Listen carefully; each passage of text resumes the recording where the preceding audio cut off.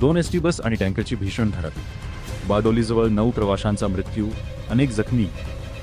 गुजरात राज्यातील बारडोली उवा परिसरात राष्ट्रीय महामार्ग क्रमांक 6 वर मंगळवारी दुपारी 2 महाराष्ट्र राज्य परिवहन महामंडळाच्या एसटी बस आणि एका टँकरमध्ये भीषण अपघात झाला.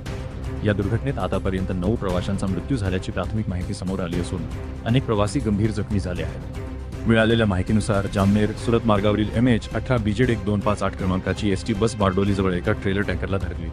त्यानंतर नियंत्रण सुटल्याने बसने पुढे असलेल्या दुसऱ्या एसटी बसला जोरदार धडक दिली. सलग झालेल्या या धडकेमुळे अपघाताचे स्वरूप अत्यंत भीषण बनले.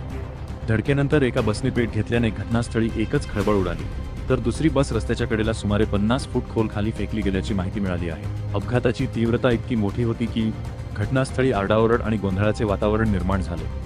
घटनेची माहिती मिळताच स्थानिक नागरिक, पोलीस, अग्निशमन दल, रुग्णवाहिका आणि आपत्कालीन पथके तातडीने घटनास्थळी दाखल झाले. जखमी प्रवाशांना बारडोली व सुरत येथील विविध रुग्णालयांत उपचारासाठी हलविण्यात आले असून अनेकांची प्रकृती गंभीर असल्याचे सांगण्यात येत आहे. दरम्यान अपघाताची माहिती मिळताच महाराष्ट्र राज्य परिवहन महामंडळाच्या नवापूर आगाराचे आगार प्रमुख विजय पाटील तात्काळ घटनास्थळी रवाना झाले असून त्यांनी मदत व बचाव कार्याचा आढावा घेत संबंधित यंत्रणांशी समन्वय साधला.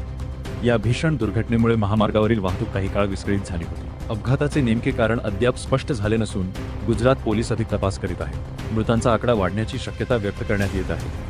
Bureau report V7 explore news by Bardoli.